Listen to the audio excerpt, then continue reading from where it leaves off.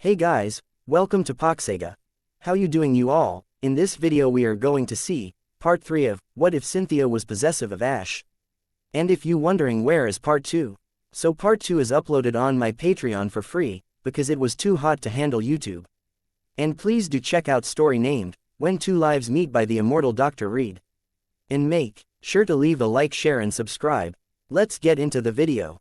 Ash stood outside of the ferry that had transported him, his Pokemon and his luggage to the Sunnyshore City docks, squinting slightly as he held his hand above his eyes, searching for a telltale sign of black or yellow. Pikachu sat atop his hat, his ears twitching in random directions. "Do you see her, Pi?" he asked, referring to the young woman they had spent the last couple of minutes looking for. "A lot of scents, sights and sounds, but no Cynthia," Pikachu replied. "Where could she be?" Ash pondered, his eyes darting across the hustle and bustle of disembarking passengers, dock workers and Pokemon while rubbing his arms to ward off the chill of the early morning.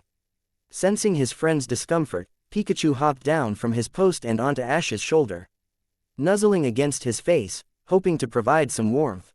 "Come on, let's walk around and see if we can spot her," Ash said, adjusting the duffel bag around his shoulders and hefting his suitcase. Meanwhile, Cynthia and Garchomp landed on one of the smaller piers of the docks, an old wooden one mostly used for small fishing boats. Looking at her watch, she saw that Ash's boat had already arrived and he was most likely looking for her. She quickly released Braviary and Togekiss from their Pokeballs. "I need your help finding someone," she told them. They both nodded, waiting for a description. "A guy with black hair, wears a hat and Pikachu on his shoulder, kind of on the short side." The Pokemon quickly took to the air in search of their quarry while Cynthia walked down the pier, also looking for her new apprentice. Cynthia's usual serene smile widened at the thought. She couldn't wait to begin training Ash and his Pokemon. She would be the second champion in history to take on an apprentice, the first one being Alder when he took on Marshall. Though she wasn't sure if that really counted, since all the wandering champion seemed to teach him was how to chill out and live in the moment, but she couldn't deny that Marshall really did need to relax. Technically, she was the third champion to take on an apprentice. The first was definitely a champion-level trainer, and defeated a champion but never officially accepted the title, but those who knew of his abilities called him a champion out of respect. Even Lance, and his apprentice was still champion of Johto. After a few minutes of wandering around, Braviary swooped down and perched on a mooring post. "Did you find him?" Braviary cawed. "Comrade Braviary reporting, glorious leader. Target located and locked down. Comrade Togekiss is with target and awaiting extraction. Good job, now show me where he is, you big goof." "Of course, glorious leader. Forgive my impudence." One of the reasons why Cynthia and her Pokemon were considered the strongest in the world was their teamwork and communication. Cynthia had always had something of an instinctive understanding of her Pokemon, whereas with most trainers, that understanding only came with a very close connection to their Pokemon, their starter most likely, and even then a bit of guesswork was involved. Her and her Pokemon's ability to understand one another was only helped when Cynthia's old friend and traveling companion, Riley, an Aura Guardian in training, had taught her to channel the latent aura abilities all living creatures have.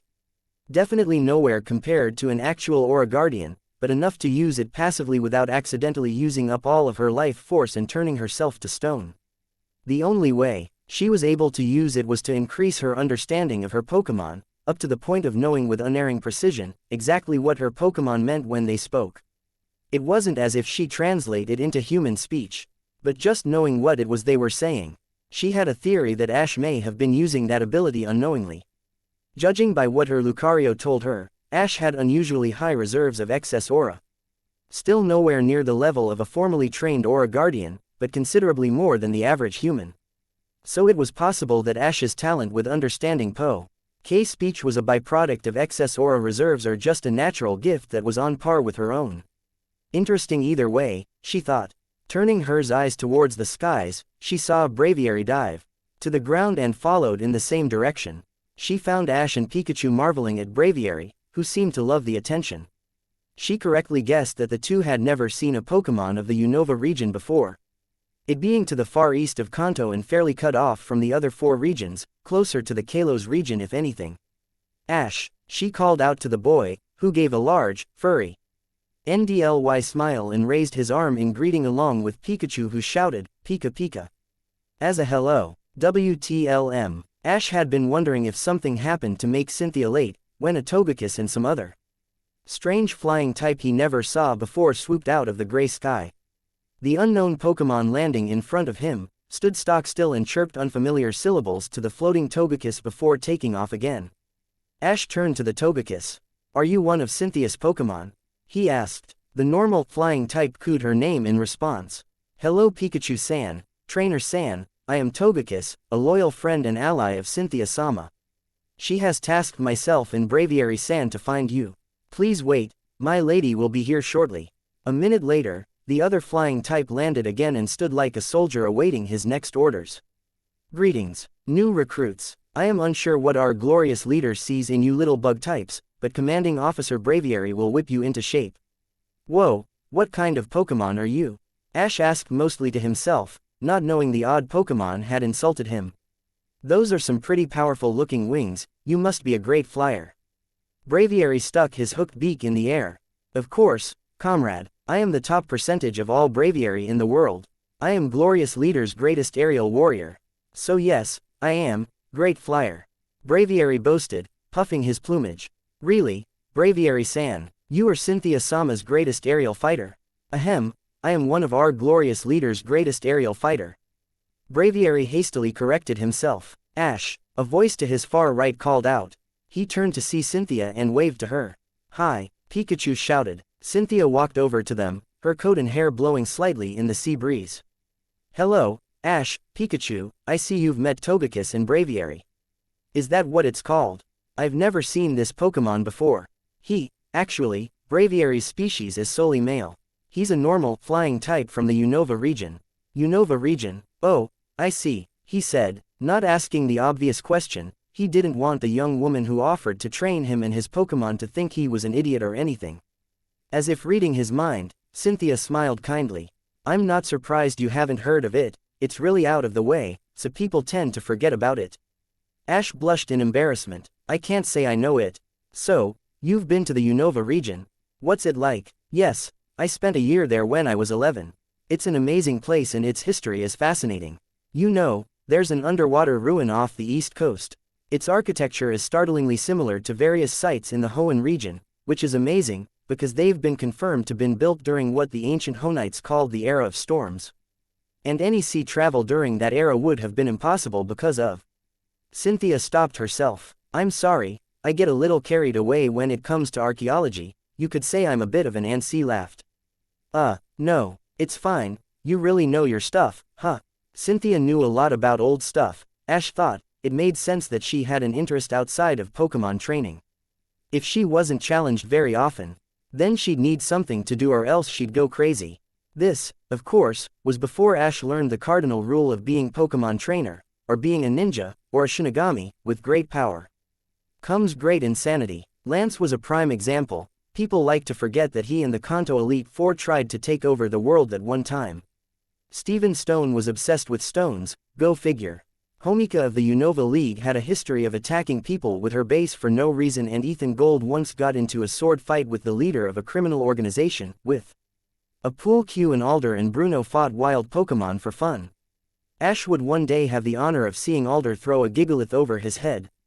And then there was Cynthia herself. Her quirks were well hidden but still there, and in the future, Ash would get very well acquainted with them. Yeah, you could say that. Cynthia played her substantial knowledge down. She didn't like to show off, and the poor guy looked intimidated enough. He seemed interested though. Maybe she could tell him more some other day. "So, are you ready to go?" she asked. "I'm ready, but where are we going, Cynthia?" "The Riza private island to the north of the city, that's where we'll be doing a lot of your training," she explained. "You have a strong flying type, right?" "Yeah, I have a couple." "You own an island?" He wondered. He knew champions must make some good money, but a whole island? "Not really, the Pokémon League owns Shori Island and the Champions Tower, that's where we'll be staying, but the Champio and an Elite Four of the time are entitled to stay there whenever we like and train there. It's a great place, a huge forest, a few mountains, lakes and a couple of beaches." "What about wild Pokémon?" Ash inquired. "There are wild Pokémon, yes, and they are fairly powerful, but they've never bothered us. Cynthia released her Garchomp, and in a flash of light, a huge bipedal dark purple reptile ape. Ared as she recalled Braviary and Togekiss. She let out a small growl, small for Garchomp, but still enough to make nearby glass windows vibrate. Garchomp gar. Garchomp chomp Garchomp, was what Ash heard, but Cynthia understood her starter Pokémon. They are small and weak. I will enjoy their suffering. Ash picked out 2 Pokeballs from his duffel bag and called out Pidgeot, the same Pidgeot he released into the Viridian Forest years ago, in Staraptor, one of his first Pokémon from the Sinnoh region. Hey, Staraptor, mind carrying this suitcase for me? Staraptor nodded. Come on, let's go. WTLM. As the 2 trainers and Pokémon flew into the horizon, 3 figures, 2 normal-sized and 1 much shorter, looked on. So it's happened, huh? The little twerp is really starting to moving up in the world. Jessie spoke. Yeah, gotta say I'm happy for the 2-up. But we are still gonna try to take that Pikachu, right? Meowth asked. I don't know. Meowth is going after Pikachu and the T. Werp really the smart thing to do, since they will be with the Sinnoh champion for most of their time. James remarked. James may have a point, Meowth. Maybe we should just leave them alone for a while. Meowth. Meowth didn't answer, but the human members of Team Rocket heard a sniffle. Meowth. Jessie asked in disbelief. Are you crying? Meowth rubbed his paws against his eyes. Yeah, so, are you crying? Jessie turned her face from him, tears also prickling her eyes. Yeah, so what? James scooped them both up in a bone-crushing hug. I know I am, he cried, tears streaming down his face. James, you cry baby. It's not like we'll never see them again. Jessie snapped. Yeah, we'll be attacking them with giant Meowth-themed mechs before ya know it. I'm not crying about that. I'm crying because the next time we see them, they'll be at least 10 times as strong. James shouted. Oh no. Jessie and Meowth screamed as they began sobbing as well. WTLM. Due to Cynthia and Garchomp, fully slowing down as much as they could, they arrived to the airspace around Shory Island at the same time. Cynthia and Garchomp glided over to Ash, Pikachu and Pidgeot. It's huge, he exclaimed, taking his first look at the champion's home away from home from the air. True to her word, there were 3 mountains to the north end of the island, 2 smaller ones flanking the largest, which was at least the size of Mt. Moon. The coast was mostly golden brown sand, though he could see many perilous-looking cliff faces. The island itself was mostly thick forest, but he saw many large plains, meadows, fields and lakes. One of these fields looked to be covered in thousands of flowers. And in the rough center of the island, in one of the larger clearings, stood a skyscraper-type building, at least 25 stories tall. He looked to Cynthia, who smiled at his statement. She directed him downwards, next to a nearby lake. Dismounting and recalling Pidgeot and Staraptor, he walked over to her. You live here? He asked, stunned. Being champion does have its perks. She chuckling slightly at his obvious awe. The roof is a garden, the top 10 floors are 2-story apartments, the rest are a common room, a gym, a bowling alley, if you can believe it, a library, practically everything you could want. And that's not even the underground levels. She replied. Underground. In due time, dear apprentice. She said, relishing the words. Now, I think the best way to start is to introduce our Pokémon, so we both know what we're dealing with, then you can familiarize yourself with the tower and the surrounding area. We'll begin your actual training tomorrow. Sounds great. So where will I be staying? He asked. With me, she told him. In my apartment. Each apartment has a guest bedroom. Right. Ash reached into the duffel bag, and took out 2 handfuls of shrunken Pokeballs and threw them into the air. Now dear readers, a small explanation to avoid confusion at a later date. If a Pokémon is speaking to a human, like so, Pika Pika. Hi, the poke speech before the translation means that the human does not have a close connection to the Pokémon and only hears the poke speech. If a Pokémon speaks like this, hi, it means that the human and Pokémon have a close connection and the human understands what the Pokémon means. So remember, if you see the Pokémon says its name and then it's translated, that means the human doesn't understand the Pokémon. From the Pokeballs came 31 bright, white lights that took shape, revealing all his Pokémon of all shapes and sizes. Okay, everyone line up. Ash called out. Cynthia was amused to see that his Pokémon swamped him almost instantly. The smile on Ash's face told her that as must have been a fairly common occurrence. She saw a Gengar happily lick his cheek like an overexcited Growlithe, paralyzing Ash. Gengar, hey, Mother Licka. Then an extremely enthusiastic Bayleaf body slammed him into the ground. Cynthia winced slightly from the groans, then raised her voice over the noise of Pokémon calls. Could everyone line up, please? The Pokémon immediately got out of the dog pile and formed ranks. Like she said, being the champion has its perks. She observed Ash's Pokémon, a good mix of types and species, some quite rare, she noted, but many hadn't reached the potential she knew they could. His Pokémon were his trademark Pikachu, a Primeape, a Charizard, which was 3 times the size of the average male of his species, a Sceptile, a still-sleeping Snorlax, a Glalie, a Staraptor, a beautiful Pidgeot, an Infernape. A serious Bulbasaur, a Swellow, a Noctowl, a cheerful-looking Totodile, a Torterra, a Bayleaf that was still rubbing against Ash's hand, a Heracross, the cutest little Gibble she had ever seen. A Gengar with a friendly smile, for its species at least. A Gengar's smile always seemed sinister, a Buizel, a surprisingly tough-looking Butterfree, a Corphitar, a Lapras, which was an extremely rare Pokémon. She wondered where Ash found her. A Kingler, a Muck, a Tauros, that looked like the leader or second in command of his herd, a Quilava, a Torkoal, a Gliscor and finally, a Squirtle, wearing sunglasses.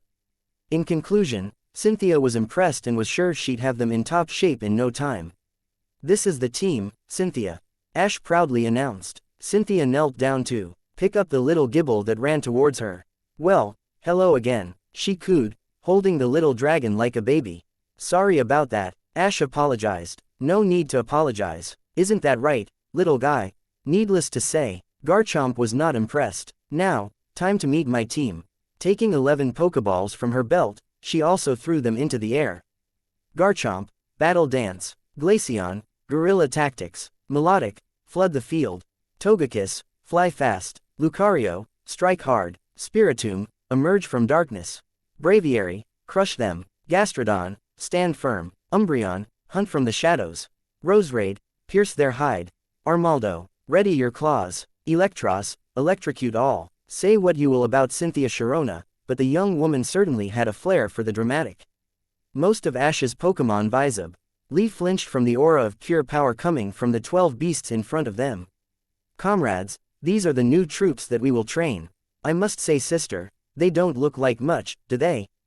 The Umbreon spoke. "I don't know, sister, they could be fun to play with." The Glaceon replied, "My siblings in arms, we have been entrusted by Our Lady to take these humble creatures and mold them into great beasts of war, and I, Lucario, shall not disappoint our mistress. For it is the duty of a noble knight of the Aura to aid his leader in all her endeavors." Lucario announced grandly, "I'm Armaldo, but my friends call me Whiskers, because I'm curious like a Zigzagoon." "Nobody call him that," Charizard muttered. After some introductions, Cynthia decided that it was time to get to the tower. "How far away is it?" Ash asked. "It's about 3 miles that way," Cynthia said, pointing to the west. "This is your first test, Ash. I want you and your Pokémon to make it to the tower in less than an hour." "An hour, okay, and to add some incentive. Everyone, charge Hyper Beam." 12 mouths formed an orange ball of concentrated, highly destructive energy. "Didn't you say that training didn't start until tomorrow?" Ash shouted. "First lesson, my apprentice, expect the unexpected. Fire!" Ash, Pikachu and the rest made a beeline in the vague direction that Cynthia pointed at earlier. As the landscape was ripped to pieces and 11 of Cynthia's Pokémon took chase.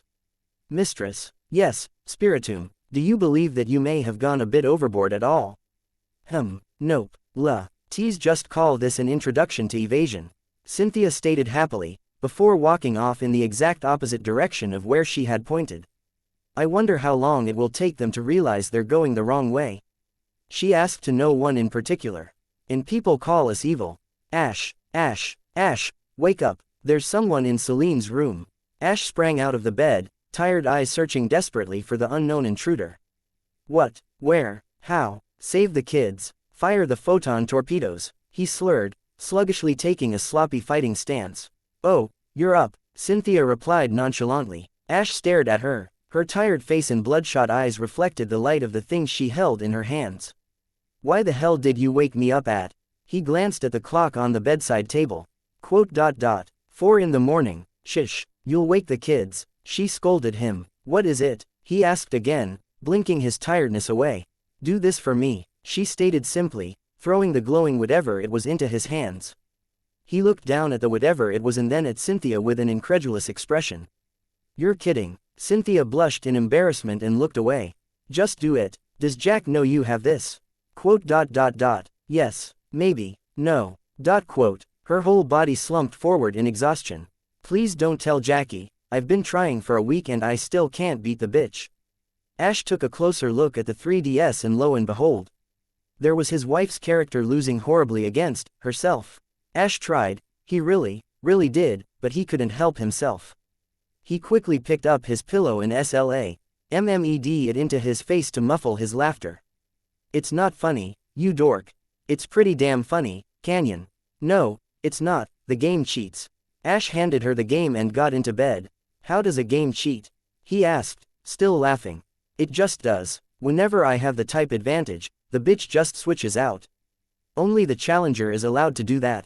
She argued. It's a game for kids, Cynthia. Ash retorted. Anyway, if I somehow, by some miracle, manage to get one of the bitch's Pokemon down to the red, she just uses a full restore. How isn't that cheating? She continued, incensed. You know, you can do that too, right? Well, unlike some cheating, virtual versions of me, I like to play fair, you hear that, cyber bitch? She shouted. Cynthia, when was the last time you got some sleep? I don't need sleep, I just need to beat her, which would be easy, if only this damn game let me get my hands on a Garchomp or a Spiritomb and let me use more than 4 damn moves. Seriously, where are the Gibble? You couldn't walk around the forest around Celestic without tripping over the little bastards. They're in Wayward Cave, he told her, turning over so he wouldn't be blinded by the annoying light. Where the hell is Wayward Cave? Under the bicycle path. Fuck this fucking game, you know what this game promotes. Laziness. You really think that you can travel all of Sinnoh in a day? Well, I'm sorry little Susie. But that's a pile of crap. You think you can just waltz up and challenge the Elite Four whenever the urge takes you? Sorry, little Timmy, but the real word doesn't work like that, fuckwit. Cynthia ranted. Ash stifled another laugh. Sleep-deprived, game rage Cynthia was even funnier than drunk Cynthia, and Cynthia was pretty damn funny when she was drunk. How can we, as a society, let our children play his mind-rotting filth and not prepare them properly for life? Better question, why did you allow Game Creep the right to use your likeness for the game? He smirked. Because shut up, that's why. Camilla White, what kind of name is that? I'll tell you what kind of name it is, it's the name of a cold, heartless bitch who delights in my agony. Just give it to me, I'll do it. Ash grumbled, realizing that sleep wouldn't come unless he beat the damn game for her. Ash, I have 5 years of experience on you, I am regarded as the second greatest try. NER in the entire history of the Pokemon League, except for Red himself. Do you really think that you can possibly do what I, the legendary Cynthia Ketchum ca? How the fuck did you kill that fucking Spiritomb? I just used your Arcanine's flamethrower, since that makes Silverwind practically useless. He explained. Cynthia frowned. I tried that, obviously, but it just kept getting weaker. Yeah, but I gave her a white herb to keep her special attack up to use it twice. She gave him a blank stare. What the hell is a white herb? Ash sighed. Did you even check the medicine section of your bag? Obviously not. No, I just went to Pokemon Center, they heal them all in seconds, which is another lie. It's a game, Cynthia. Anyway, now that you're sorry, her Garchomp is out, you just use Outrage. Since you have the speed advantage, you should be able to get it off twice. Cynthia bit her fingernails as the 2 virtual Pokemon traded attacks. Yes, she's down, but Arcanine is in the red and confused. Ash, what do I do? She asked frantically. Hey, just relax. Switch out and use your Luxray since she's about to use her Melodic. He reassured her. How do you even know all this? I never got past her Garchomp. Jack got stuck here a couple of times too, and I've had a lot of free time on my hands lately. Ash replied. Oh, AHCT. Snap out of it, Luxray, you're too good for her. Okay, I'll admit the game cheats a little here. I know it's meant to be 50-50 if your Pokemon is infatuated, but I don't think that's true. Aha, Discharge. Why not Thunder? Because even if we manage to use it, there's only a 70% chance of it working. Where does say that? Ash looked at Cynthia. Have you even looked at your Pokemon stats? Stats? Never mind. Her turned back to the screen. Roserade. Quote. I hate poison types, they always go straight for toxic. I knew it. No need to panic, just switch out for now. What other Pokemon do you have? He looked through her team. Infernape. Not bad. Ash nodded approvingly. Here, he said, handing the game back to her. I think you can handle it from here. Ash settled again, maybe now he could finally get some sleep. Gah, fucking cheating bitch. Or maybe not. What is it now? I took out her damn Roserade with Flare Blitz, then she used her Lucario and I kept using it, now my Infernape is out and her Lucario still has half his life. Why didn't you use Thunder Punch and keep your HP? Ash asked, starting to become just as irritated as Cynthia. Because I thought the damage would have lessened by now. What, does Flare Blitz hurt your Infernape anymore? No, because he's gotten used to it and learned how to minimize the damage. So why doesn't this damn game work like that? Because it's a damn game, Cynthia. Just use your Gyarados Surf until it faints. Okay, geez, no need to snap. Ash covered his ears with his pillow. Just let me sleep. A few seconds later, he finally managed to slip off into the sweet realm of sleep. For about a minute and a half. Ash, I did it. I beat myself. This must be what Riley meant when he said that the G-rated victory comes from defeating oneself, because I feel pretty damn fantastic. Cynthia, I love you. Ash, I love you, too. Let me finish. I love you, more than life itself. You are my sun, moon, stars. My reason to be and my purpose to live. I can't imagine living a life that doesn't have you in it and I don't want to. I would climb 1,000 mountains, swim 1,000 seas, cross you sand deserts just to see the smile that I'm blessed enough to see every morning of my life. Tears pricked Cynthia's eyes, only slightly because of extreme tiredness. Ash, she choked. Baby, that's the sweetest thing you've said since. Quote. She couldn't even finish, she just wrapped him in a tight hug. So, please understand when I say. He gently peeled her arms from around his neck, laying her gently on her back. Cynthia's heartbeat quickened and she moistened her lips, ready to greet his. Go to the hell to sleep, he exclaimed, turning over again and grumbling to himself. T wanted to show you my greatest achievement, she whispered, feeling slightly pissed about being cheated out of a kiss that she was sure was coming. In a kid's game, that's what I meant, greatest achievement, video game wise. Ash ignored her. Ash, he still stayed silent. Ash, IWUVU, Ashy, she whispered, snuggling into his back and pressing her chest against him. I love and respect you too much to respond to you right now. Don't be like that, I said I was sorry. Cynthia muttered. No, you never said that. Never mind, let's just be happy I won. Ash briefly opened an eye and smirked. Oh, really, I hope you saved before you turned it off. Ash covered his head with his pillow again. It seemed that sleep would elude him tonight. Oh well, it would still be funny to watch. Cynthia described in very precise and gruesome details what she would do with a coconut, a swallow, a catapult and the unfortunate game creep programmer she happened across. It was a warm day, normal for spring in the Kanto region. Ash and Cynthia were making their way down Route 1 from Viridian City, Cynthia randomly criticizing herself and Ash constantly reassuring her. You see, the two had been dating for a few months now, and seeing as Ash had already met Cynthia's sister Emily, and her grandparents Caroline and Kaisa Sharona, he decided that it was time for Cynthia to meet his mother. Cynthia wasn't so sure. How does my hair look? She asked, pulling at various strands of her pale gold hair. It looks fine, your hair always looks great, Cynthia.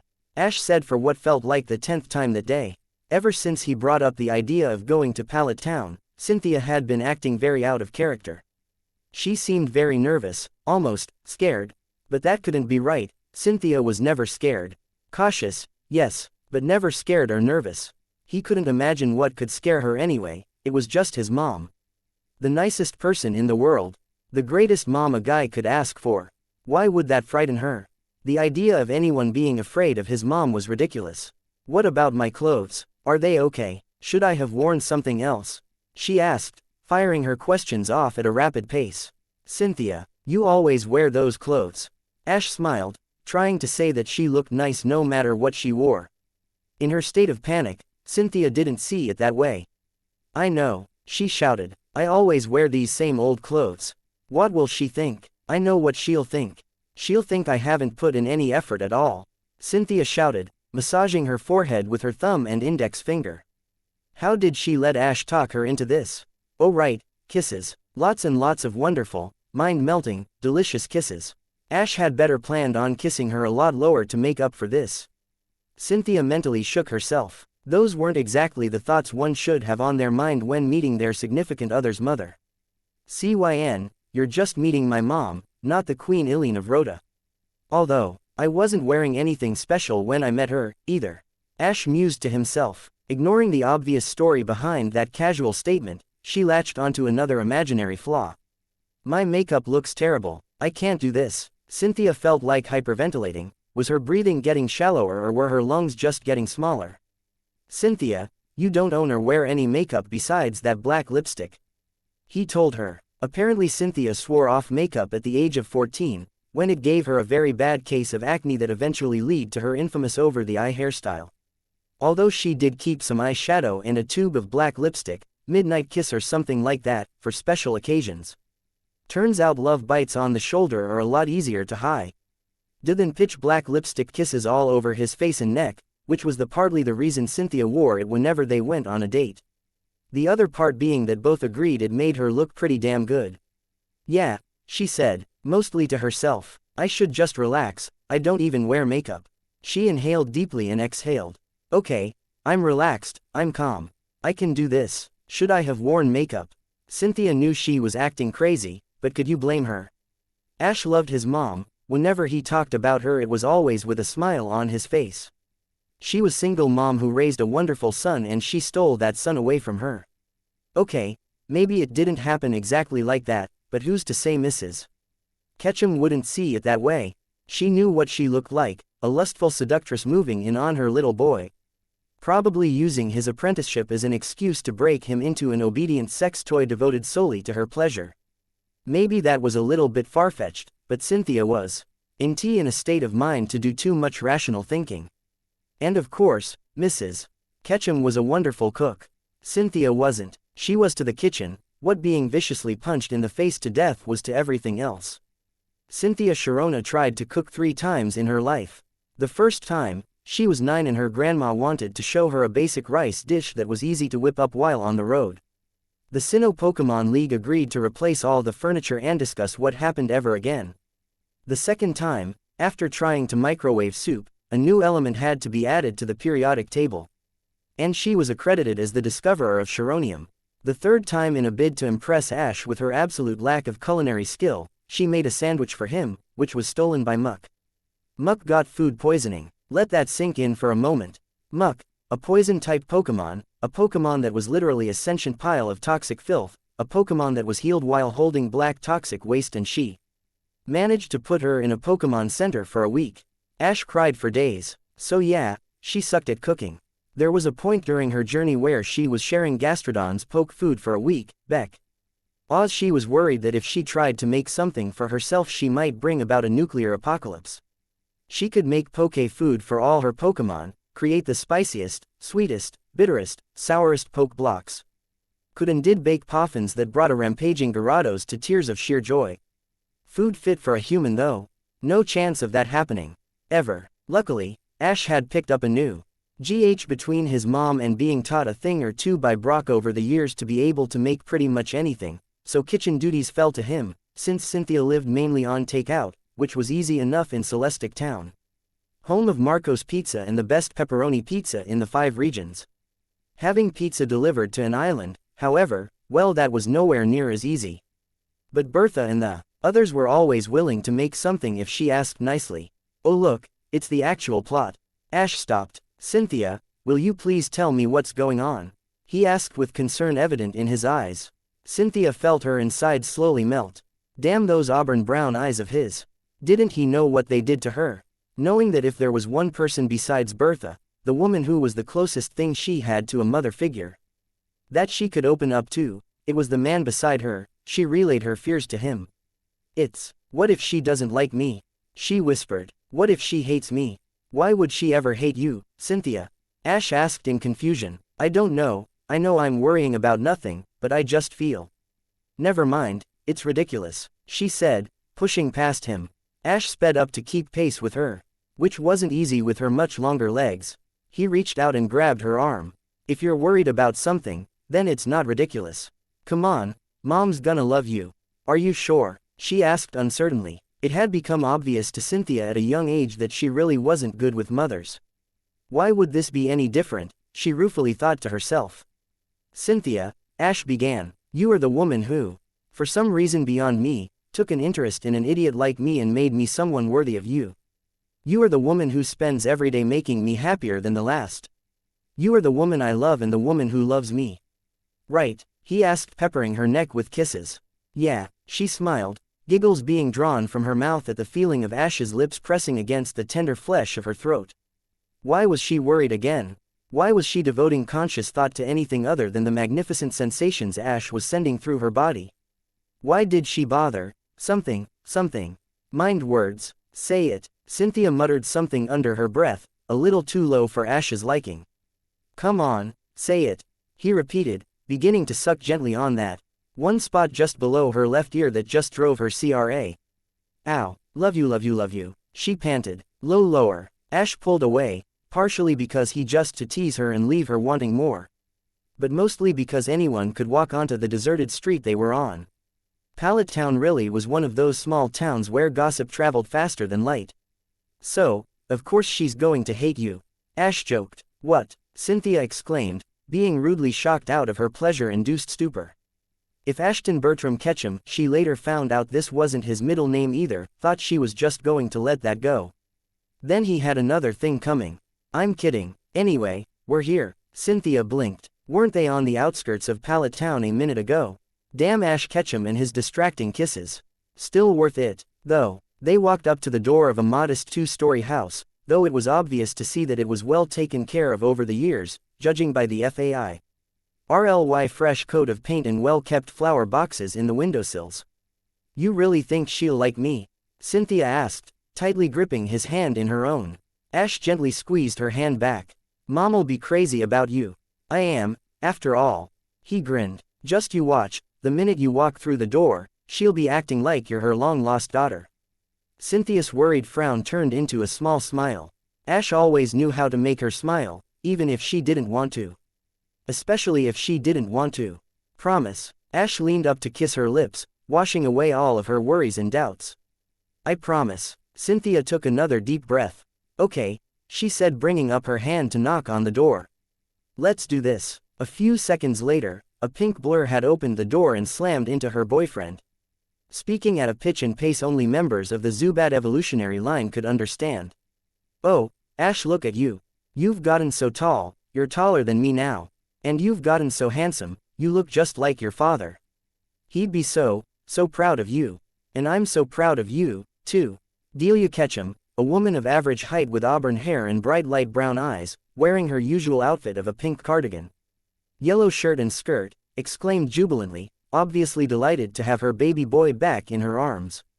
Ash laughed, feeling slightly guilty that he hadn't seen his mom in months. Unless you counted video phone calls. I missed you too, Mom. But there's somebody really special I'd like you to meet. Unnoticed by Ash, Mrs. Ketchum had already seen Cynthia, and one thought ran through Cynthia's mind. So, that's where he got those eyes. She thought to herself, feeling stunned by the similarity between mother and son. The same eyes that she loved to get lost in, the same eyes that held boundless adoration whenever she looked into them. The only difference between her lover's eyes and Mrs. Ketchum's eyes, though, she had never seen such of a look of cold indifference in his. Mrs. Ketchum regarded her as Moltres would regard a caterpie, something small and insignificant, something that better shut up and stay down or it would end up in a world of hurt. Not buying. G, accustomed to such a glare and definitely one of such frigid intensity, it was enough to make her want to run back to Celestic Town, see be damned, hide beneath her bed covers and eat 5 gallons of ice cream. Her waistline be damned too. She had no idea what she had done to warrant such a baleful look. She had never met or even spoken to Mrs. Ketchum before, not even over the phone. But that could be it, she had never met her. So clearly, Mrs. Ketchum had no reason to like or trust her. Cynthia barely managed to stop a groan escaping. Not even half a minute in and her boyfriend's mother already hated her. Mrs. Ketchum pulled away from Ash and leveled another frosty look at Cynthia. Ah, so you're that girl.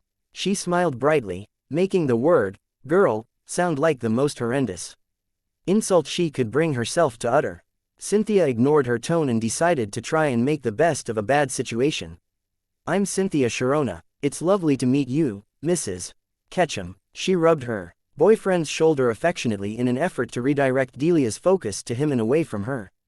Ash has told me a lot about you, she said, smiling so widely she was sure her cheeks would rip. Not being one to notice minor details, like the extremely uncomfortable tension between the two most important women in his life, Ash took Cynthia by the hand and led into the kitchen.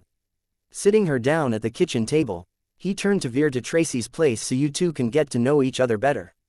Suppressing the urge to scream, "Don't leave me," Cynthia reminded herself that she was a strong, confident, intelligent woman. She could and would do this. How hard could it be, right? Mrs. Ketchum walked into the kitchen and sat on the opposite side of the table. So, I love your house, she began lamely. Nice opening, Cynthia, she thought to herself. Thank you. May I offer you some tea? Mrs. Ketchum asked. Yes, please, Cynthia responded, confused by the oddly polite question. After a few minutes of awkward silence, the kettle boiled, sending a high-pitched scream through the room. Mrs. Ketchum rose from her own chair to prepare 2 teacups. Milk, sugar, milk, with 2 sugars, please. Ms. Sharona. Yes, Cynthia quickly replied, feeling as if she was in a doctor's waiting room and was about to hear terrible news. Ms. Sharona, first of all, I'd like to thank you. Thank me? Yes, thank you. I always knew that Ash would become someone amazing, and I know it's because of your help. Mrs. Ketchum said, handing Cynthia a scalding hot cup of tea. So thank you, she continued, for helping him become the person you and I both knew he could be. Just for a moment, Cynthia wondered if her mother, if she were still around, would speak about her in that way, with such a large, proud smile and happy eyes. Although she quickly crushed that train of thought, Cynthia felt the sharp dagger of envy pierce her heart, if only briefly. If this was how a mother usually looked, Cynthia wasn't surprised that Ash loved his own so much. Oh, well, you're welcome, she said, feeling slightly better about the meeting, now that Mrs. Ketchum's eyes had warmed greatly when talking about her son. Maybe this wouldn't be as bad as she thought. That was the first thing I wanted to say, Mrs. Ketchum's eyes quickly frosted over again. The second thing I was to say is, what are you doing with my son? She fiercely demanded. Or maybe it was a lot worse than Cynthia thought. What do you mean? Didn't Ash tell his mom they were together? No, of course he didn't. Her dork would have wanted to keep it a surprise. A surprise for her to reveal. Shame he didn't tell Cynthia about it first, because she was pretty damn surprised too. I saw the way you were touching Ash when you were at the door. You were holding hands. So I'll ask again, what are you to my son? Well, I'm his mistress. Cynthia spoke, sounding as if she was questioning her own statement. And that's it? Delia asked, her aura of motherly protectiveness beginning to suffocate Cynthia. No, I mean, not exactly. The champion, normally so confident in herself and her words, stumbled over said words. That is to say, I'm also his girlfriend, Cynthia tailed off, biting the proverbial bullet. If the older of the two was surprised, she didn't show it.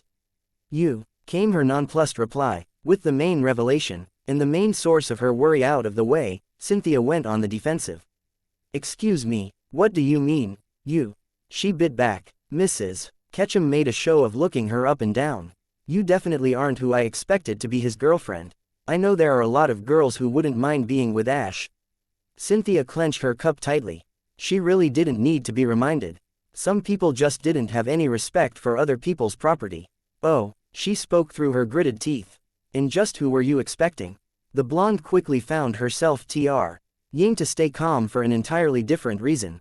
Ash is just like his father, a hard breaker without realizing it.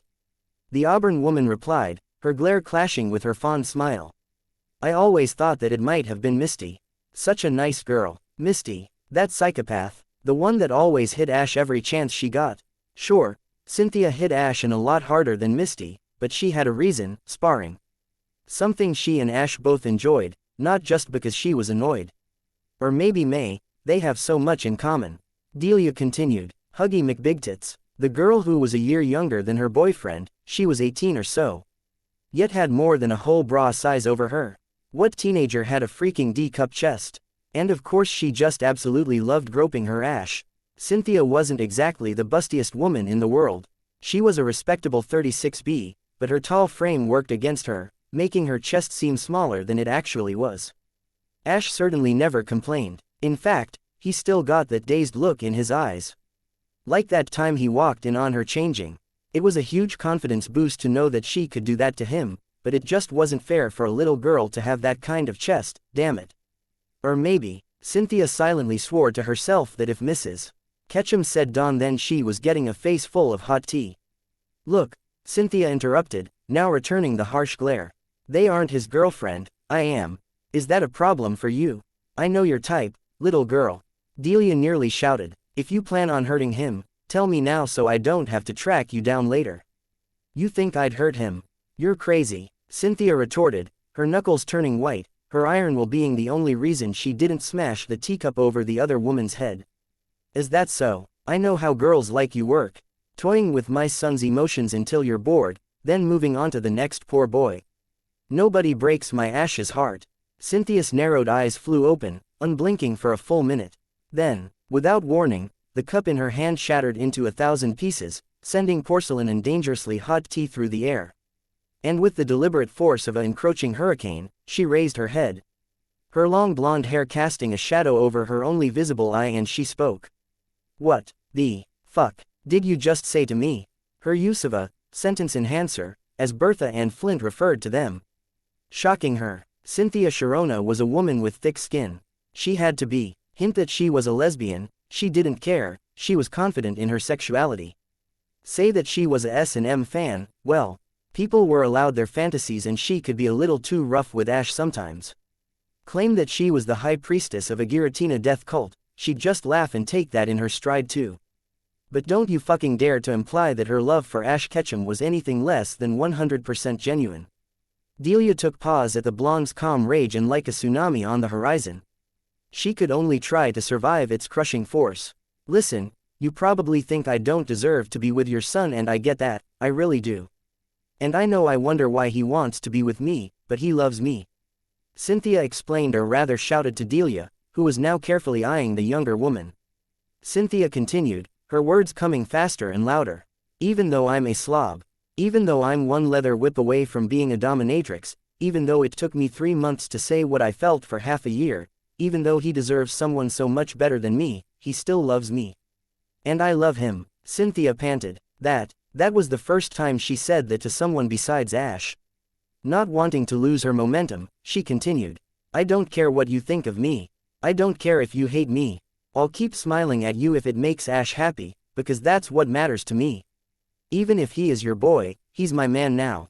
And I certainly don't care if you think somebody else is better for him. Because I own him now. He's mine and I won't let anyone else have him. I know I'm selfish, I know I don't deserve somebody who can make everyone's life better just by being it. Someone who sees me as perfect even though he knows I'm not. But if you think for 1 second that I'm going to let you, or anyone else, take away the most amazing man I've ever met from me, well, you can just fuck off. With the adrenaline wearing off, Cynthia noticed that she was leaning over the table, only inches away from Mrs. Ketchum's face. Oh boy, she quickly sat back down, but the damaged W rose from her chair and walked over to Cynthia. She almost tried to make a break for it, but she held firm, straightening her back in resolve. Then, like a viper striking at its prey, Delia pounced, wrapping Cynthia in a tight hug. Oh, I'm just so glad Ash found a woman like you. Delia gushed. Wah. Delia, in her happiness, didn't allow Cynthia a word in edgewise. I knew Ash would need a certain kind of woman to keep him in line. Goodness knows what would happen if he went for Misty or May. But I'm so happy he has a strong woman like you around. Cynthia, in a small state of shock, managed to find her voice.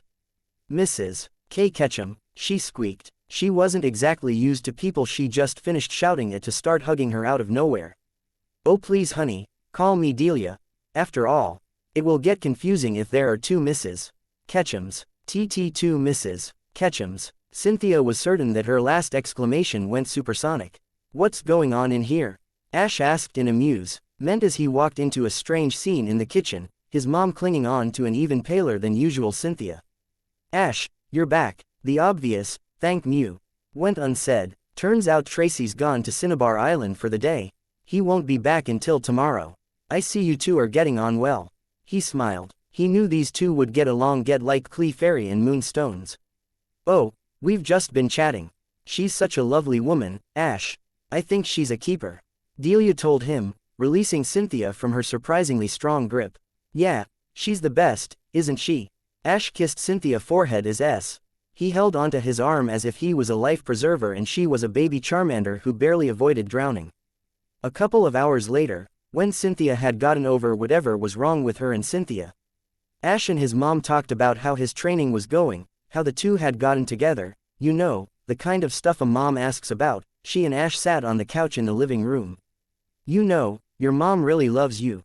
Cynthia spoke from her position on his right shoulder. Not his left shoulder. She and Pikachu had come to an agreement. I know, Ash replied. You're really lucky, you know that, right? Ash held Cynthia a little bit tighter, hearing a slight waver in her voice. I know, he repeated. It's late, too late for flying. Should we find a hotel in Viridian City? What? No, we'll stay here. I'll take the couch, you can have my old room. Why can't we sleep together? Cynthia asked. Well, I've had that bed since I was 11 and I haven't slept in it since I was 16, it's gonna be pretty cramped. Ash, you realize that I basically sleep on top of you, right? Cynthia laughed, the slightly somber tone leaving her voice. If you want, I guess. Ash shrugged. Come on, show me where it all began. She giggled. I want to see where little Ash once dreamed of becoming a Pokemon master, not knowing that one day he would meet that one person who would push him to his limits and pry open a space in his innocent heart. Cynthia got a contemplative look in her eye. You know, it sounds kind of like a movie. Hey, don't get too big-headed, Your Highness. But then again, if it does, it'll catch up with your hair. Cynthia snorted. Wow, great comeback. Come on, let's get some sleep. Ash stood up, taking Cynthia by the hand and leading her to his old bedroom. Wow, nice bachelor pad. Ha, ha, I'm dying of laughter. A half hour later, as both of them were on the verge of sleep, Cynthia whispered. Hey, Ash, yeah, Canyon, your mom is pretty awesome. Yeah, she really is. I should mention that I don't own the song lyrics used in this chapter, or the band's parodies. Also, sex scene ahoy. Ash looked towards the closed door of the ensuite bathroom of the hotel room. Are you nearly ready? He asked, raising his voice above the sound of the shower, and his wife singing. Just a minute Tilda, she sang back. Charles Goodshow on the screen today, convinced the liberals it's okay. So let's get dressed and dance away the night Tilda. While they kill the poor Tilda. Kill the poor Tilda. Kill the poor tonight Tilda. Ash always wondered how she could make such a horrific song sound so amazing. Despite ridding herself of the heartless bitch persona of her youth, Cynthia's taste in clothing and music hadn't changed since she was a teenager. She was into bands that he was sure that he never would have heard of save for her efforts to make him musically cultured. This included bands like Susie and the Mismatches, Emerald Day, the Remorades, and Operation Ivysaur. Ash himself wasn't a fan of any particular band or genre, but he had to say that even the most fast-paced, shouty, unintelligible songs sounded fantastic. Coming from her lips, it almost felt surreal at times, he thought, looking down at the gold band on his left hand. 6 years. 6 years they had been together, 8 months of those 6 years married. Their anniversary was the same day as Cynthia's birthday, which passed 2 months ago. Ash's 24th birthday had passed 2 weeks ago. That was when they had a conversation that changed everything. It had been on her mind for a while, Cynthia told him. She was slightly tipsy from the few glasses of wine she had. For some reason Cynthia had an extremely high tolerance for vodka, but could get drunk from the mere smell of anything else. She had been thinking about it for a few weeks, and wasn't sure about how to approach him about it. That was, until she blurted it out that night in bed. While enjoying the afterglow of sex. She wanted a baby. Cynthia wanted his baby. Ash had been stunned, then delighted. And why wouldn't he be? He always wanted a family, ever since his dad. Ever since he was young. And now, His wife, lover, best human friend and soulmate wanted to be the mother of his child. Damn right he was happy. But at the same time, he was scared. Could he raise a child? He grew up without a dad for most of his childhood, it was just him and his mom. So what did he know about being a father and raising a kid? Absolutely nothing, he knew that. But for Cynthia, for the woman he knew he was in love with since the age of 18, he would be a quick study. It still felt like yesterday, that night, on the stretch of private beach she owned in Undella Bay. She had confessed that she hated being seen as perfect, because only people who didn't know her thought of her like that. They didn't her secret fears and desires, they didn't kn. Out her at all and made their own assumptions about her. They didn't know her like he did, she told him. She pointed out her flaws, that she didn't know how to show her emotions, that she didn't trust enough. That she was so pathetic that she was 21 and had never been kissed, that she couldn't dance. Ash decided that he could at least help with one of those things. He only knew one dance from years ago. That he learned back in Kanto after helping a cliffside sea town with their problems with a very powerful Ghastly. There was a festival and he and Misty shared a dance. So taking Cynthia by the hand, he stood, directing her on where to put her hands. They moved awkwardly at first, half-remembered steps and clumsy feet. But then something clicked and they simply just moved together, like the sea, flowing perfectly. Somehow knowing where the other would be, to a song Cynthia was softly singing. Never before had a song about heartbreak being compared to necrosis sounded so beautiful. They didn't know how long it was before they ended up just twirling on the spot, looking into each other's eyes, their lips inches apart. That was the exact moment Ash Ketchum thought, this is her. This is the woman I want to be with for the rest of my life. And 6 years on, so far, so good. WTLM. Cynthia's singing turned into a soft humming as she stepped out of the shower, picked up a fluffy towel and began to dry herself off. Her mind turned to the last fortnight. 2 weeks ago, she and Ash talked about their future, if they wanted to become more than a couple, come a family. It shocked Cynthia herself when she brought it up. Sure, she saw a lot of people with babies when out and about, but nowadays it seemed everyone had their own little bundle of joy. She supposed that our subconscious or something was causing her to take notice. She didn't know she wanted a family with Ash until she blurted it out, when she was lying on Ash, her mind still fuzzy with wine and post-orgasmic bliss. But now, it was all she could think about, a cute little boy with Ash's eyes and blonde hair, a beautiful girl that looked like a female version of her daddy, but much prettier. Hundreds of combinations of hair, eyes, noses. If they took after him or her. Put simply, no matter how girly it sounded, Cynthia wanted Ash's babies. She wanted to give him a family. To be honest, the very thought of it terrified her. Could she even take care of a baby? Maternal wasn't the first word that sprang to mind when one thought of Cynthia Sharona, but she would do anything for Ash if it made him happy. Neither came from what could be called a normal family. She was raised by her grandparents and he was raised by Delia, a single mother. But they were together, they were happy, they were healthy, and something deep inside her heart told her they were ready. So, 14 days ago, Cynthia stopped taking her birth control pills.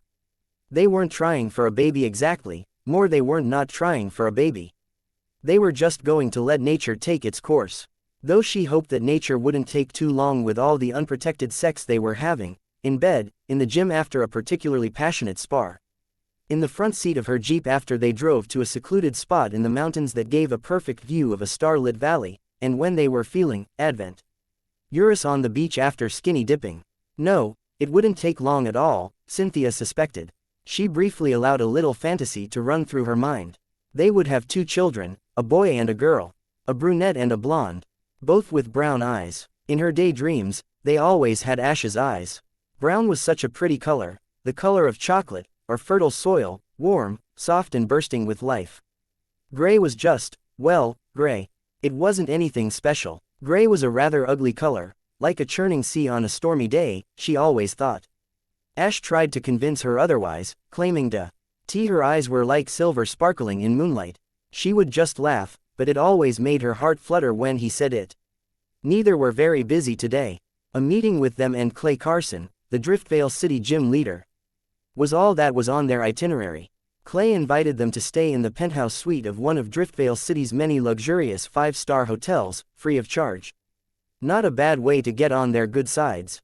She had to admit, the reason for this was that Clay had plans for Driftvale City to host one of the biggest tournaments in history, where any trainer could walk in off the street and compete with gym leaders. Elites and champions in various types of tournaments, daily. Clay called it the Pokemon World Tournament. The only thing he needed was their backing. It would be easy enough to get his fellow Unova gym leaders and elites involved, and Ash was a given, but Clay needed Cynthia's influence with the Sinnoh leaders and elites to convince them to sign up. From there, every other region's leaders, elites and champions would want to join in on the fun.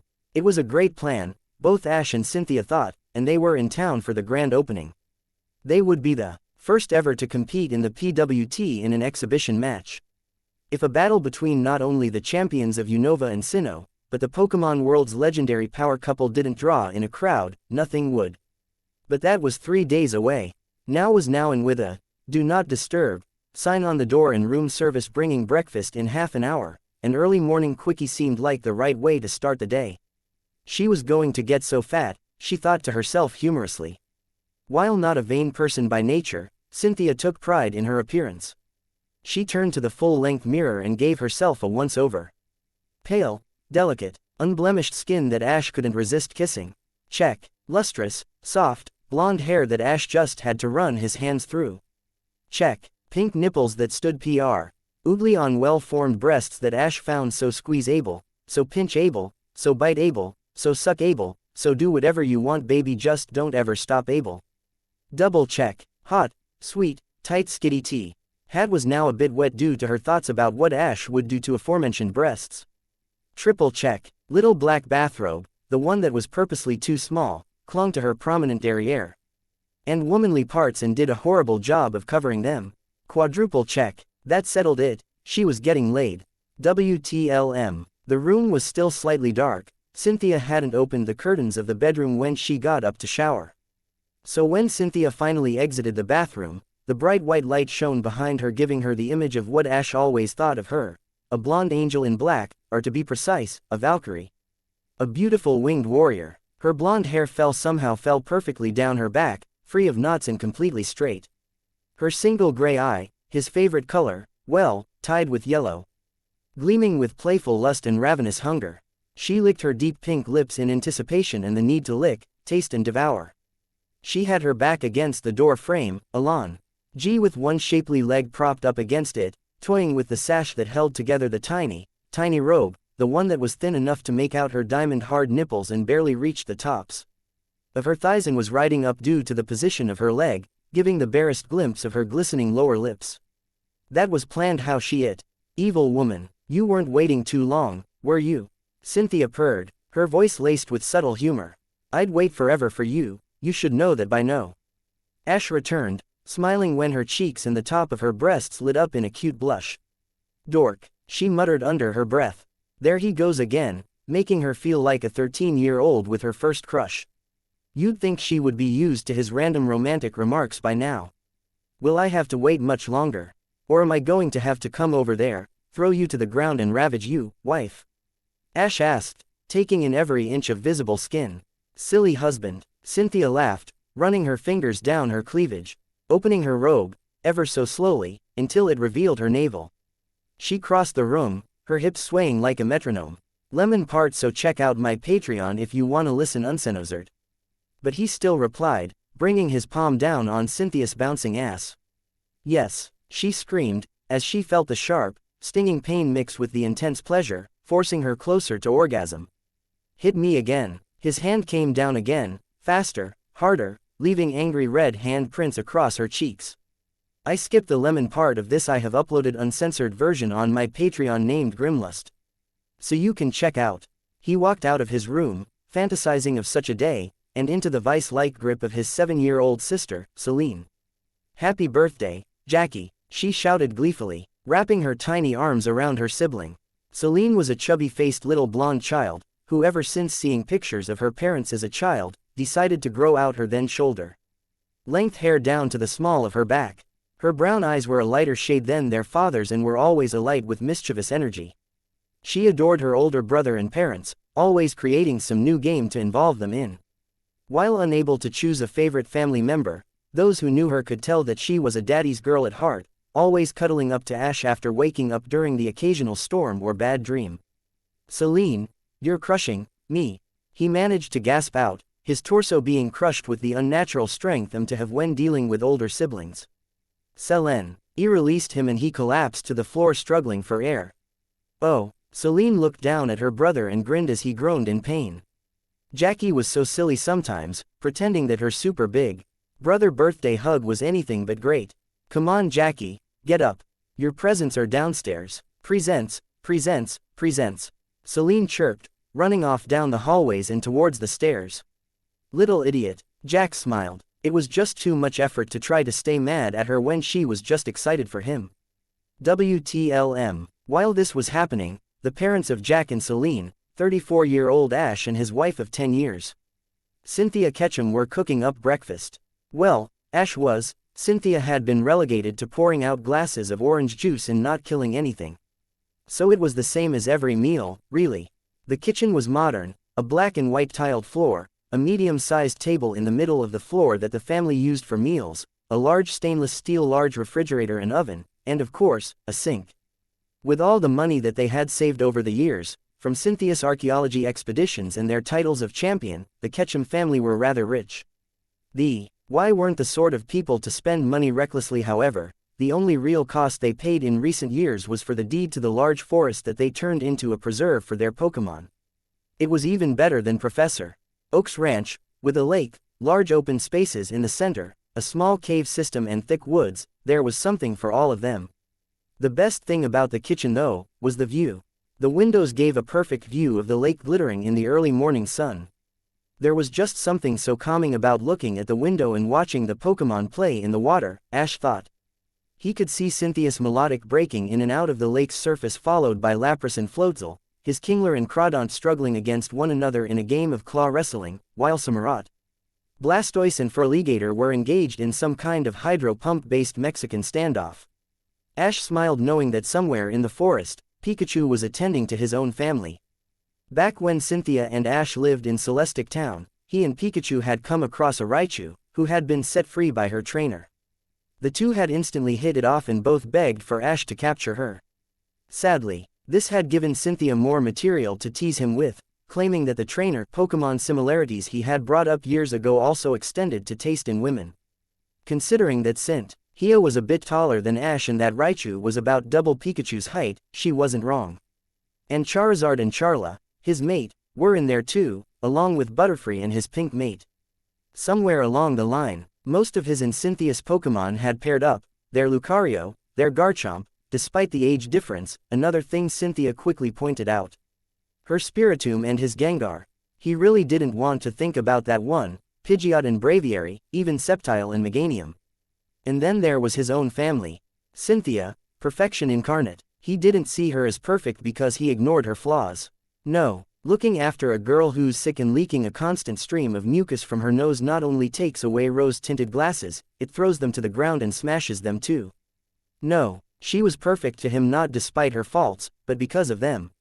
She was a slob, leaving important documents and reports lying in haphazard piles all over their bedroom, and though she had certainly toned it down over the years, she still seemed to non-verbally challenge every non-attached woman they met, like a Pokémon scaring an enemy off their territory, and she still made him sit through those cliché romance movies. No matter how much he fought. But he had never seen adorable until he saw Cynthia sitting on the bed, surrounded by piles of paper, her brow cutely furrowed as she concentrated on a photo of an ancient ruin's particularly difficult passage of hieroglyphs that detailed how to get past the various traps without loss of limbs. He had never seen beauty until he saw Cynthia's naked body glow in the moonlight as she reaffirmed over and over again that she was the only one who deserved him, the only one who could ever love him the way she did. He had never seen love. Until he looked into Cynthia's eyes as she cuddled up to him and whispered that the films she watched, although silly at times, reminded her that happy endings exist, and that she was well on her way to one. He had never seen perfection until he saw her sick, her hoarse voice and pouty lips grumpily asking him to feed her soup while snuggled up under a pile of blankets. Then there was his children, his pride and joy. Jack, so much like his mother, smart, studious, taking in any new facts about anything that caught his interest. And Celine, his little angel. If Cynthia was a Valkyrie, then Celine was a cherub. A ball of cuteness and energy who brightened up everyone's day just by being in it. Many years ago, Cynthia had expressed concern that she would wake up and find that everything they had been through together had been some wonderful dream. But if all this was really a dream, he hoped that he never woke up. This, Ash Ketchum decided, was the life. Lost in his thoughts, he didn't not.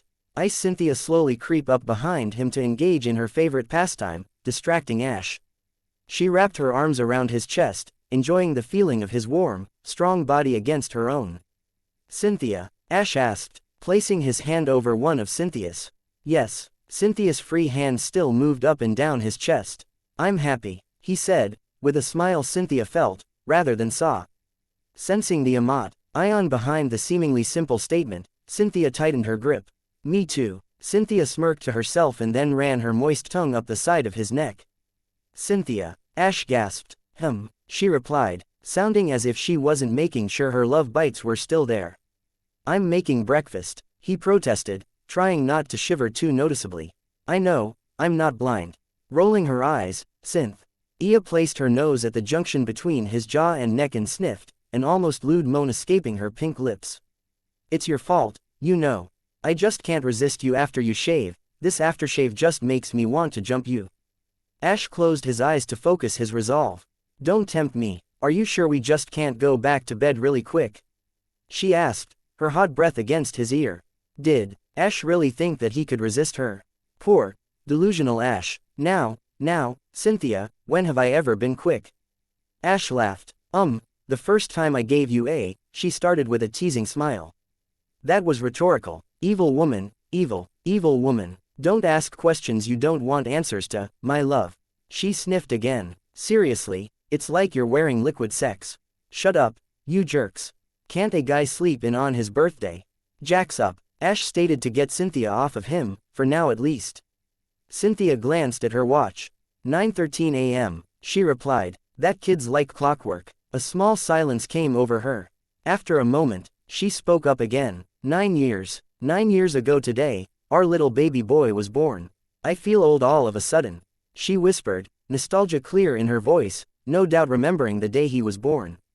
Ash smiled warmly at the memory. The doctor nearly had to physically tear the newborn Jack from Cynthia's arms after she refused to let her baby down for a second. Hell, she even told him to get his own when he asked to hold Jack. You're only 37, Canyon. How is that old? Ash took a brief break from the bacon to turn around and return her hug. After all, you are just entering your sexual prime, Ash quipped as he grabbed a handful of her backside and breaking her from her reverie. Cynthia gave a small yelp and laughed. And apparently you never left yours, you horny teenager. They kissed, their lips and tongues no longer fighting and clashing for control like the relationship. Now they danced, a dance they practiced every day for over a decade and a half. But there was always room for improvement, as Cynthia often said. Unfortunately for them, humans need air. That was the sole reason they finally broke apart. Cynthia hummed in happiness, reveling in his taste and set her head back down on his shoulder. So when do you leave? Ash asked, referring to their conversation the night before. We head out to the Ore region in 2 days. Len, Ore's pretty excited about whatever it is. She's paying half my usual commission just to investigate. In the years since Cynthia had retired as the first ever undefeated champion, she had dedicated herself to her first love, archaeology. She was, in her own words, a freelance seeker, purveyor of ancient historical artifacts. In her husband's words, a badass treasure hunter. She usually sold her discoveries to the Narsen Natural History Museum, her findings from an excavation years ago, the Temple of the Great Beasts, one of the many she had brought Ash on, being the most popular exhibit for visitors. The call for her skills had been so great, that Lenore had begged them to move from their home in Celestic Town into a large 2-story cottage house about 15 miles outside of Narsen City several years ago. How long do you think you'll be away? 2 weeks, 2.5 tops. She let out a forlorn sigh. I wish you could come. Cynthia whispered in his ear. It was always hard being away from her family. Without her husband or children with her, every second felt like an hour. Me too. I know Mom would love to look after the kids, but the publisher's been on my ass lately. You'd think with 3 books under your belt, they would give you a little slack. So, how's it coming along now? Well, The prince has traveled through the continent of Nisan and to the city of Phantoms, home of the Lady of Ghosts. But little does he know that outside the city, in the ruins of an ancient castle, he and his companions, the Knight of the Stone and the Princess of the Leaf, will meet the fabled Black Queen. Ash exclaimed with the exuberance and pomp of a terrible Shakespearean actor. Oh, Cynthia mock gasped. How exciting! And what's this Black Queen like? She wears long robes, the color of the darkest night that give her an unparalleled air of elegance and grace, a sword at her side that grants her the powers of the great Drakon of the earth, and last, but not least, beautiful, long blonde hair. Ash explained. And what does her hair have to do with it? Cynthia asked while laughing. It makes her look like a queen, of course. All queens have long blonde hair. Ash stated matter-of-factly. Is that so? It's true in my experience, at least. Years ago, Ash had made up a bedtime story for Jack and Celine, based on his own adventures, about a young prince who traveled to distant lands to seek his fortune. Along the way, the prince met many strange creatures and gained many friends, like the Knight of the Kingdom of Stone, the runaway Duchess of the Kingdom by the Sea, the children of a wise man of a faraway land and the Princess of the Leaf Kingdom. Cynthia had encouraged him to put the stories to paper and had her friend Chantel get in touch with her publisher to put in a good word for Ash. They had liked the idea and the books had become very popular with children. Happy birthday, Jackie, and there's Celine. Remember when we couldn't wait for them to start talking? Ash asked, shaking his head. We were so young and naive. Cynthia replied fondly. Just then, the sound of rapid steps came into the kitchen. Ew, Mommy and Daddy are hugging again. Celine giggled, covering her eyes with her hands. You'll understand one day, Celine. Cynthia told her without moving her head from Ash's shoulder and ignoring his muttered, not any day soon, I hope. And what have I said about running down the stairs? She asked with a note of stern authority in her voice, the one she usually used to command Pokémon on the battlefield. Sorry, Mommy, Celine said back, sounding suitable chided, sadly slumping in the chair she seated herself in. Well, don't do it again. Sorry, she repeated, rubbing the back of her head. Cynthia could, indeed, help but smile at the mannerism Celine no doubt adopted from her father. It's okay, Celine, don't do it again, okay? I just don't want you getting hurt, she said, her voice laced with maternal concern. Almost like she was hit by lightning, Celine instantly came alive again, now that her light scolding was over.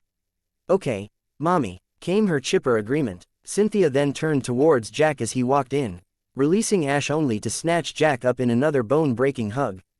Happy birthday, Jackie. Happy birthday, Jack, Ash greeted. Jack smiled widely and hugged back, despite his constricted lungs. Thanks, Mom and Dad. Say what you like about their parents, but Jack thought they were pretty cool. They had lots of strong Pokémon, most of them were his dad's, as his mom always stressed quality over quantity. She only had 13 Pokémon, while his dad had over 40, and that's only counting the one Tauros he used to battle. Plus, his dad always let them stay up late whenever their own was working away from home, and his mom and him watched really scary movies together, so long as they didn't tell his dad, because he hated those movies, especially the ones where Pokémon went on killing sprees. They ate breakfast quickly while having a conversation of various topics, carefully avoiding the topic of Cynthia leaving for 2 weeks. The kids always hated seeing her go and they didn't want to spoil their good mood. So, I bet you want those presents, huh, Jack? Ash, with a small grin, asked. He was so like him, he thought to himself, nearly the spitting image, but his mother's mind, thank goodness for that. The two of them had probably taught the two kids everything they knew about Pokémon. Jack did his own reading and helped Celine with reading. Both of them were a lot like a much more tolerable Max. Speaking of Max, he should probably give the kid a call, see what he had been up to. Yeah, where are they? Jack responded, his body almost vibrating with excitement. This was the best part of birthdays. Jack thought, the anticipation of a new gift, the rapid tearing of wrapping paper, the joy and satisfaction of seeing the present for the first time. This was what it meant to be a kid. Ash left the kitchen and returned with a small red box with a white bow on top and 2 packages wrapped in green wrapping paper. Open this one first, it's from Celine, he said, setting the 3 presents down in front of Jack and pushing one of the packages towards him. Yeah, open mine first, Celine exclaimed while bouncing in her chair. Oh, she really hoped Jackie liked her gift. Then maybe he'd get her something even better for her 8th birthday. Okay, okay, calm down. Jack carefully tore apart the paper to see a stack of drawings of their parents' Pokémon and their family, most were in crayon. But she made a valiant attempt to use a pencil when drawing Gengar and Torkoal. Celine had also had the luck to inherit Ash's eye for drawing and could usually be found drawing any Pokémon she could find when she wasn't playing with annoying her brother. Wow, these are really good, Celine. Thanks. Jack smiled. You like them? They took me hours. She reached over to give her big brother another, though much gentler hug and a kiss on the cheek. But I'd do anything for you. Cynthia kissed the top of her daughter's head. She was just like her daddy, so kind and caring. The attention span of an excited Zigzagoon, though. And this is mine, Ash said, pushing the other package towards Jack. He sat back in his chair to observe his reaction. Jack opened the other package and gave a gasp that sounded almost reverent. Dad, this isn't. No, it was impossible. It simply could not be. It is. This is the very hat that I sent in a million post-C. Ards to win in war when I first began my journey. Ash spoke seriously, presenting the bacap to Jack. This has seen me through some of my greatest triumphs and devastating defeats. He told Jack while lost in distant memories. Heroic victories, soul-crushing losses, the bonds of friendship forged and shattered, the first 2 years of his journey, all viewed from under the brim of this very hat. I can't take this, Jack said with trembling hands as he had to visibly restrain himself from reaching out to the hat. The hat, not just a hat, the hat. It was as beautiful as the legends foretold. You can, you must. This is the legacy I present to you, my firstborn son. Jack, do you accept what I'm offering to you? Do you accept this hat, to wear it proudly, in the hottest desert, in the coldest tundra? In brightest day and darkest night, taking it off only to bathe and sleep? Ash asked with great conviction in his voice. Come on Jack, make the choice, the legacy of this hat is one that must be chosen to be upheld. Jack met his dad's eyes and nodded with determination. Yes, father, I accept. He took the cap and carefully placed it upon his head as if it were a crown and he were a prince at his coronation. The grim line of Ash's mouth grew upwards into a smile. This day, you are a man. He nodded with pride. Celine and Cynthia merely observed the strange father-son bonding moment, pagan ritual. Until Celine stated what was on the mother and daughter's minds. Boys are dumb. You learn to live with it eventually, Celine. Cynthia paused, realizing something. Well, I say live, what I mean is, you learn to ignore it. What are talking about? Hats are cool. I'd still be wearing one if it wasn't idiotic for a 27-year-old man to still be wearing a cap. Ash told them, appalled at the lack of respect and awe that such an important artifact of his personal history deserved. It is, you moron. Cynthia tiredly interjected, as if this was an argument they often had. Sadly for Cynthia, it was. We'll agree to disagree, Ash said, eager to end it and get back to Jack. And this box is your present, Mom? Jack asked after a few moments of touching his new hat that was practically a Ketchum family heirloom. No, I baked you a birthday cake, actually. Cynthia happily told him. Chocolate, your favorite. Mom, you shouldn't have. You really shouldn't have. Why on earth would you do that? Jack asked with a slowly dying smile. His mom was great at a lot of things, that was true. But 2 things she wasn't good at, cooking and accepting the fact that she wasn't good at cooking. Don't worry, I helped. Ash whispered, winking at Jack, knowing what he was thinking. I heard that. Don't I make you a cake for your birthday every year? Cynthia demanded, feeling her womanly skills being attacked. You're saying you don't like it? The nerve of some people, really. And after all the stress she went through, the blood, sweat and tears, only blood being the literal part this time. Now, what was the best way to deal with an angry Cynthia? Easy as pie, kiss her ass, then kiss her mouth. Of course I love it. My beautiful wife putting in so much effort just for me, even knowing she isn't a great cook. Ash exclaimed, placing a deep kiss on Cynthia's lips. How on earth can I not love it? I can always taste the love you put in. And the salt, he added silently. Oh, well, you know I don't mind putting in the work, but only because it's for you. Cynthia said, her feminine anger now subdued as she drew shapes on the tables. Surface with her finger and a small smile grew on her face. Damn him, you'd think after 15 years, she'd be used enough to his surprise kisses so that she wouldn't be left giggling like a schoolgirl. She really hoped she never got used to them.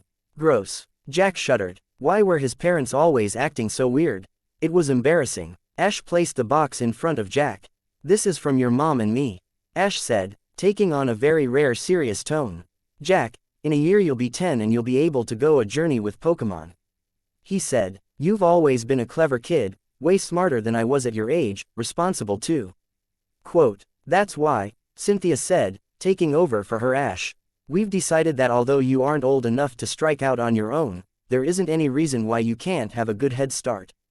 It was the right thing to do in their minds. Jack was a good kid with a good head on his shoulders, but he was awkward with kids his own age. No parent wants to say, their child friendless, and many people could claim that their first friend was a Pokemon, Cynthia included, and after all Cynthia's grandpa had caught Garchomp for her as a Gibble when she was 8. "That's why we both think that it's time for you too." Cynthia trailed off. No, Jack thought, it wasn't possible.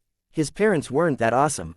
"Catch your first Pokemon," Ash finished. "Really?" Jack sprang from his chair to grab the box. He tore off the lid to reveal the most amazing sight his young eyes had ever seen. A single Pokeball, red top, white bottom, and in it, his first real friend. It was a great day to be 9. Taking the Pokeball, he walked to the middle of the kitchen, assuming it was okay to see his new Pokemon since his parents didn't tell him to take it outside. Slowly moving his hand to the brim of the hat, Jack twisted it 180 degrees so it was backwards. He took a deep breath. Another fatherly smile made its way onto Ash's face. He was just so much like his old man. The only regret he had was that he wasn't recording this next moment. "Pokemon, I choose you," Jack cried, throwing the ball to the floor to reveal. ... Nothing. Silence permeated the room and Jack stood stock still for a full 10 seconds. Then the silence was shattered like a glass window by the loud laughter of his dad. Oh, that was fantastic," he chortled, struggling for air as the laughs kept coming. "That was hilarious. I can't believe how great that was to watch." Ash gleefully pounded the table with his fist. "You were all, oh, boy. This is the first day of a new life of fun and adventure. And then you were like, oh, no. This must be some horrible mistake. There goes my childhood innocence." Ash was now dangerously close to falling out of his chair. "How did Professor Oak manage to keep a straight face when I did it 3 times? He snorted. "Everything in the last 9 years that have built up to this moment was so worth it." Oh, this was the kind of thing that made having a kid enjoyable. Jack still stood there, his hand still outstretched, trying to comprehend what just happened. "Ashton, shut up," Cynthia commanded, sensing Jack's shock, embarrassment and soul-crushing agony. She adored Ash more than words could ever say, but mess with her children, no matter who you are, and you're going to get chewed out. Okay, I'm done," he said around another fit of giggles. But it was just so. "Ashton," Cynthia repeated coldly, the air seemingly dropping by a couple of degrees. Sorry, Ash waved his hand placatingly. I'm your son, how could you do that?" Jack, his mind now over its shock and now settling on anger. "It was a joke. Besides, I said you could catch one, I never said that we'd give it to you. You just got a little ahead of yourself." Ash laughed again. "It's mean to laugh when people act dumb, Daddy," Celine emphatically stated, trying to defend her brother's mistake. "It's not Jack's fault that he doesn't listen. She kinda thought it was funny too, but it was Jackie's birthday and people weren't allowed to be sad or angry on their birthday, it was the law." "Gee, thanks, Celine," came Jack's dejected gratitude. Still, actually catching his first Pokemon. That was even better than being given it. "So what kind of Pokemon would you be interested in, Jack?" Cynthia asked. "Maybe a ground type, or a dragon type. Maybe both," she casually hinted. "Or maybe a good Pokemon, like an electric type." Ash snarked. "Gibble or good Pokemon," was Cynthia's heated reply, "not this crap again." "Well, so are Pichu," Ash retorted. "Pichu are for girls," she sneered. First it was the argument about whether Pikachu could stay in the bed with them after they started dating, and now this. He married such a strong-willed woman. "Hey, it's my decision, right?" Jack butted in. Cynthia tore her glaring eyes away from Ash's. "Of course it, Jackie, I just want to make sure you make the right one. You know, the opposite of the one your dad wants you to make." Ouch. Did anyone else get the feeling of an arrow to the heart? "Well, I don't think I want a Gibble or a Pichu." "Why not?" Ash asked. "Gibble are very difficult Pokemon for new trainers and I'm not even a trainer yet, so I think it would be a bad idea." Cynthia nodded at his reasoning. But I had a gibble since I was 8 and look how I turned out. She pointed out. True, but there's no one else in the world like you, Mom. Jack smiled at her. Ah, thanks, Cynthia cooed. Jack didn't bother to tell her it wasn't a compliment. And sorry, Dad, Pichu are for girls. Or not, Ash responded in a calm and mature fashion. So what if they evolved into Pikachu when experiencing happy feelings? That wasn't girly at all. Or two, Daddy, Celine sadly informed him, Pichu were tough and cute, but tiny and sweet. In fact, since they're girly, can I get a Pichu? I'm a girl, she excitedly asked her daddy. Ash hemmed in contemplation. May be when you're older and we know we can trust you to look after yourself and a Pokemon. Right now, you're only a little baby, he said, patting her on the head. No I'm not, I'm 7. Celine complained, just 'cause she was little. Well, all 7-year-olds are little, but she'd show them, she'd be even taller than Daddy and even Mommy. And you're still a little baby to me. Ash lifted Celine into his lap. When you're older, okay, he offered. Celine huffed, but eventually resigned and settled in his lap. Okay, Ash turned back to his son. So anyway, Jack, maybe we should just wander around the forest until something jumps out at you. Okay, that sounds good. Let's go. WTLM. An hour or so later, the Ketchum family still wandered through the thick trees, the branches intertwining overhead and blocking out most of the sunlight, casting pretty shadows of the leaves across the ground. Little Celine held tightly onto her mother's hand, taking in the sights and sounds of the forest and the Pokemon, Jack searching for his future partner and Ash and Cynthia still arguing. And I'm telling you that Bulbasaur would ultimately be dragged behind its lack of speed in its evolutions and that a Badoo, while not much faster, granted, has much more maneuverability as it evolves. But I got around that with Venusaur with his forest creation move. Ash countered. That's because you, Ree and Savon when it comes to move combination and creation, but that's partly due to Venusaur's almost unnatural control over the grass half of his typing. That's true, Ash conceded. And there's no promise of any of his children inheriting that control. And also, Roserade and Venusaur suck. Jack added, but was ignored. Have we definitely ruled out an Anorith? Cynthia asked. Good attackers, quite speedy when evolved. Great defense, they're like a Kabuto and Kabutops with less chance of accidental disembowelment. Ash rolled his eyes. Oh, so we want him to be that kid, huh? Selene. E looked up with an expression of cute bewilderment. Mommy, what's Daisy, Disa, Dasi? Ow, I can't say it. She stomped her foot in frustration. Disembowelment, sweetie, Cynthia gently corrected. Trust me, it's bad. Nodding with childish acceptance, Celine turned her eyes to the trio of Mankey flitting through tree branches. After a few minutes of listening to her parents indifferently, he noticed that somebody was missing from their party. Hey, where's Jackie? She asked. How dare you say that Umbreon are statistically the weakest evolution? Take it back, Cynthia told Ash. Ash crossed his arms. Oh, sure, right after you take back what you said about Unfeazant's lack of a viable move pool. Make me, Cynthia half purred, half growled. She bet that she wasn't the only just a little bit turned on right now. Mommy, Daddy, where's Jack? Celine repeated loudly, and next you'll be saying that Serperior is a near useless flesh wall. Ash narrowed his eyes and licked his lips, keeping his eyes on Cynthia's pretty pink ones. So it was going to be like that, huh? A fun game of who can dominate who. I wouldn't be the first. That's it, no homemade ice cream for a week. Ash threatened. Cynthia let out a half-muffled whimper. I take it back, I take it back, I take it back. Ash smirked in triumph. Ash. 1, Cynthia, 0. Jackie's dead, Celine screamed shrilly. Really? Did she have to do for some attention? Huh, what? The two adults swiftly looked around the area they were in, searching for any signs of distress. Celine innocently stared up at her parents. Jackie's not here, should we look for him? Ash quickly snatched up Celine and ran off into the woods, quickly followed by Cynthia.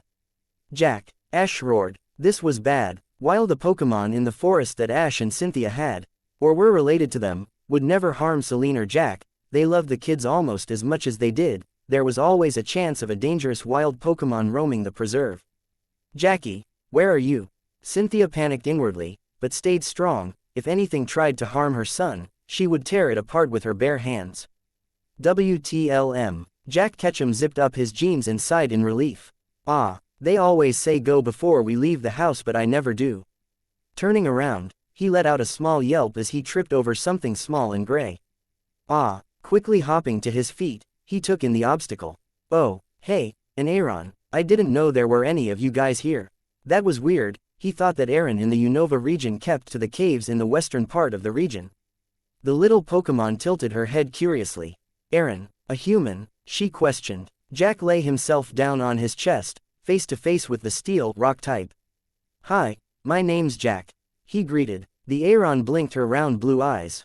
Aaron, Aaron, Jack, Aaron is Aaron, she returned. You look kinda smaller than from the pictures, so you're girl, huh? Jack asked, wanting to get the topic of gender out of the way. In case he offended the Pokemon. Aaron Ron. Aaron is a female, Jack is a male. Nice to meet you, Aaron. He smiled. This was cool. It was the first time he met a wild Pokemon that wasn't related to one of his parents. Aaron pointed her small foreleg at the Pokeball that Jack had clipped to his side. Aaron a trainer, huh? Oh, the Pokeball, right. I'm not trainer, not yet, anyway. But I will be. That's why I'm out here, looking for Pokemon to be my friend. Jack put a hand to his chin. Hey, you look pretty tough. I mean, you are a steel type and a rock type. So I bet you'd be pretty good in a fight, right? Aaron bashfully looked at the ground, then pointed at the Pokeball again. Aaron Ron. Aaron Ron Aaron.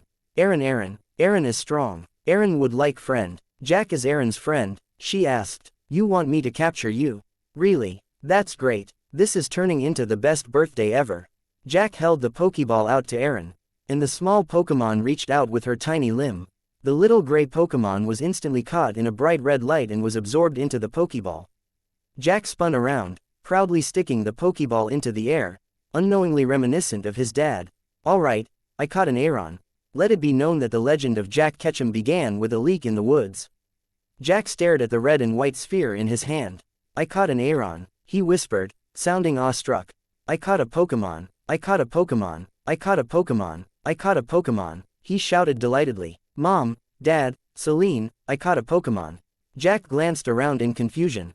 Mom, Dad, Celine, where are you guys? Okay, don't panic, Jack, you're just lost in the woods. You don't know where Mom and Dad are and no idea where the house is. The last th. What the heck was that? There was something in the bushes, right next to him, something with 4 legs and moving quickly. The whatever it was suddenly burst through the dense foliage. With thick blue legs, easily 3 times his size, with horns coming from its yellow head. It was horrible, it was traumatic, it was terrible. It was his dad giving Celine a piggyback ride. Jack, Ash shouted, his relief evident in his voice. There you are. He leaned down to crush Jack in a hug. You scared me, kid. Where'd you go? I'm sorry, Dad, I just got a little lost, is all. Jack mumbled, slightly ashamed to have made his parents worry. You silly big brother. I got scared that you coulda got disemboweled. Celine angrily pouted from her perch with her arms crossed. Hey, I'm okay, got it. Jack reassured her. Cynthia, we found him. He's fine. Ash shouted. Like lightning, Cynthia suddenly appeared next to Jack, checking him over for injury while simultaneously berating him for making them worry. I'm sorry, I didn't mean to make you worry. Jack apologized. Hey, Cynthia gently rubbed his head. It's okay, you're safe and sound, and we should have paid more attention. We got so caught up in a silly argument that you didn't even get to catch a Pokemon. Cynthia frowned. Actually, Jack smiled. I did. You did. That's great. Jack, can we see it? Celine asked. Maybe this was one she never saw before. She really wanted to draw it if it was. Actually, everyone, meet my new friend, Aaron. Jack threw the Pokeball, for real this time, to show his family. The gray Pokemon turned to her new trainer and noticed the 2 adult humans and the little one smaller than Jack. Isn't she great? Ash and Cynthia glanced at one another and smiled.